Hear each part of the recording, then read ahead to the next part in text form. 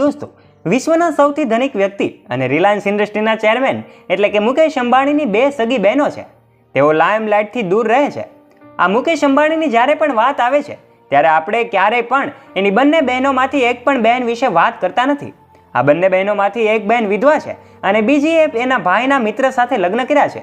દોસ્તો, આજે નીતાના નણંદોને કોઈ જાણતું પણ નથી. આ અંબાણી પરિવારના બે પુત્રો વિશે આખી દુનિયા વાકેફ છે, પરંતુ આ પરિવારમાં બે દીકરીઓ પણ છે. આ વાત બહુ ઓછા લોકો જાણે છે.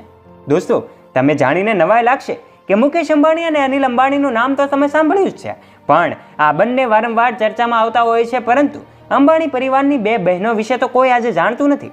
ત્યારે શું તમે જાણો છો?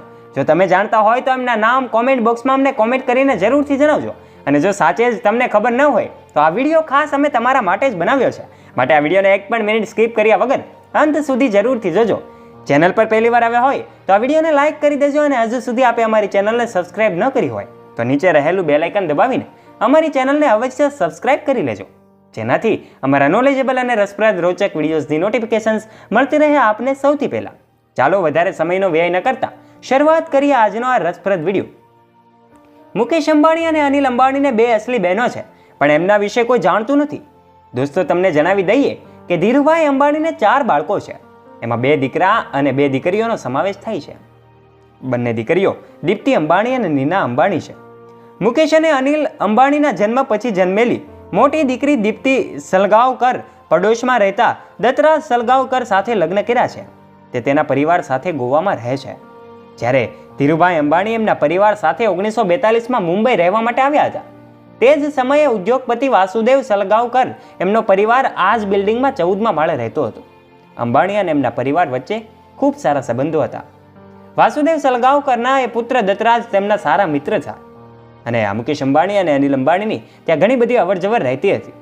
એ દરમિયાન દત્તરાજે દીપ્તિને પોતાનું દિલ આપ્યું, અને પછી પરિવારની સંમતિથી બંનેએ લગ્ન કરી લીધા. રાજ અને દીપ્તિને એક પુત્રી ઈશિતા અને એક પુત્ર વિક્રમ છે.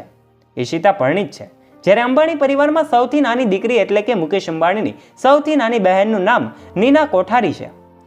પરિવારની આ સૌથી નાની બહેન હોવાને કારણે એને ખૂબ લાડ કરવામાં આવે છે, પરંતુ એનું જીવન મુશ્કેલીઓથી ભરેલું છે. દોસ્તો, નીના કોઠારીના લગ્ન ઉદ્યોગપતિ ભદ્રશ્યામ સાથે થયા હતા.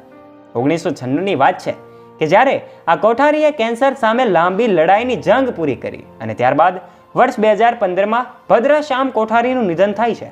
એમના પતિના અવસાન બાદ નીના પર દુઃખનો પહાડ તૂટી પડે છે, પરંતુ એમણે હિંમત ન હારી અને નીનાએ તેમની કંપનીનો હવાલો સંભાળ્યો છે.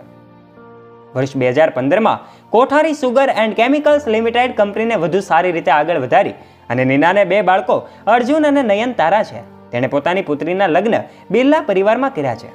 નીના અને દીપ્તિ હંમેશા લાઇમલાઇટમાં જ રહે છે. બંને બહેનો તેમના ભાઈઓ અને એમની ભાભીને ખૂબ પસંદ કરે છે. આ ઉપરાંત દોસ્તો, ધીરુભાઈ અંબાણીના 4 સંતાનો છે, એ આપણે કદાચ જાણતા ન હોઈએ. ત્યારે આપણે મુખ્યત્વે મુકેશ અંબાણી અને અનિલ અંબાણી વિશે જ જાણતા હોઈએ છીએ. ત્યારે મુકેશ અંબાણી તો ઘણી વખત ચર્ચામાં રહેતા હોય છે, અને એના વિશે તો અહીંયા સૌ કોઈ જાણે છે. પણ દોસ્તો, આ મુકેશ અંબાણીના ભાઈ અનિલ અંબાણી વિશે બહુ ઓછા લોકોને ખબર છે. આ અનિલ અંબાણી આખરે દેવાળિયા કેવી રીતે બની ગયા? આ અનિલ અંબાણી હંમેશા લાઇમલાઇટથી દૂર રહેતા હોય છે. ત્યારે આજના વિડીયોમાં આપણે આ અનિલ અંબાણી વિશે જાણીશું કે આખરે અનિલ અંબાણી આજે શું કરે છે, અને એના દીકરાઓ પણ આજે શું કરી રહ્યા છે, અને કઈ કંપની સંભાળી રહ્યા છે. તો ચાલો હવે આપણે જાણીએ કે અનિલ અંબાણી શું કરી રહ્યા છે. દોસ્તો, આની શરૂઆત થઈ હતી વર્ષ 2002માં અનિલ અંબાણી અને મુકેશ અંબાણીના પિતા ધીરુભાઈના દેહાંત પછી. અને તમને જણાવી દઈએ કે ધીરુભાઈ અંબાણી પોતાના સમયમાં સૌથી મોટા બિઝનેસમેન હતા. એમના મૃત્યુ પછી બધા બિઝનેસની જવાબદારી એના પુત્ર મુકેશ અને અનિલ અંબાણી પર આવી હતી. બધાને લાગતું હતું કે આ બંને ભાઈઓ પોતાના કારોબારને આગળ લઈ જશે, અને થયું પણ એવું જ કે થોડા સમય સુધી આ બધું જ બરાબર ચાલતું રહ્યું. થોડાક વર્ષો બાદ બંને ભાઈઓ વચ્ચે બિઝનેસને લઈને વિવાદ થવા લાગ્યો. આ વિવાદ એટલો આગળ વધી ગયો કે તેઓની માતા એટલે કે કોકિલાબેને આ બંને ભાઈઓની વચ્ચે મિલકતના ભાગલા કરવાનો નિર્ણય લીધો, જેમાં અનિલ અંબાણીને ચાલુ બિઝનેસ જેવા કે ટેલિકોમ, નાણાકીય સેવાઓ, એનર્જી યુનિટ વગેરે આપવામાં આવ્યા હતા. તો બીજી બાજુ મુકેશ અંબાણીને માત્ર પેટ્રોલ કેમિકલ સાથે જોડાયેલા બિઝનેસ મળ્યા. બંનેની સંપત્તિને પૈસામાં આપવામાં આવે તો અનિલ અંબાણીને $45 અરબ રૂપિયા મળ્યા હતા, તો મુકેશ અંબાણીને $50 અરબ મળ્યા હતા. લોકોનું માનવું એવું પણ હતું કે અનિલ અંબાણી જલ્દી મોટા ભાઈને પાછળ છોડી દેશે. ધીમે ધીમે સમય વીતતો ગયો, પણ અનિલ અંબાણી પોતાના બિઝનેસ સાથે કંઈ ખાસ કરી શક્યા ન હતા. બીજી બાજુ મુકેશ અંબાણી લગાતાર સફળતાની સીડીઓ ચડતા જતા હતા.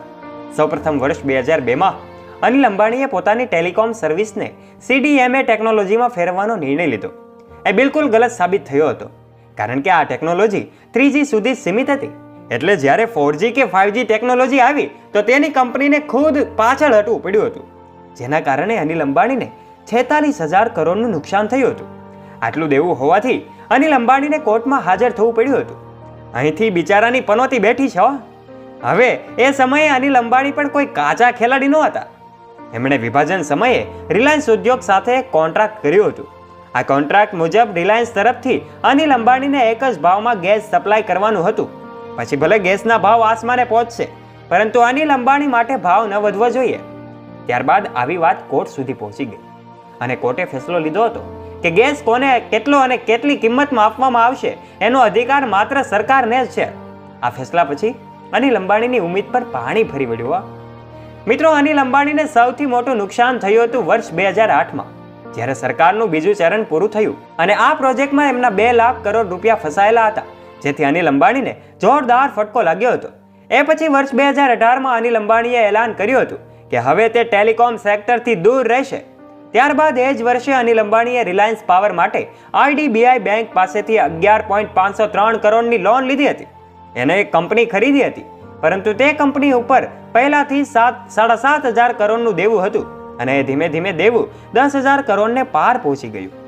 મતલબ વર્ષ 2018ના એ અંત સુધીમાં અનિલ અંબાણી પર 1,72,000 કરોડ રૂપિયાનું દેવું થઈ ગયું હતું. એ પછી અનિલ અંબાણીએ પોતાની કંપની વેચવાનું શરૂ કર્યું. સૌપ્રથમ અનિલ અંબાણીએ રિલાયન્સ એન્ટરટેનમેન્ટ બિગ સિનેમાને વેચી દીધું. ત્યારબાદ Mumbai city power plant Adani કંપનીને 18,000 કરોડ રૂપિયામાં વેચી દીધું.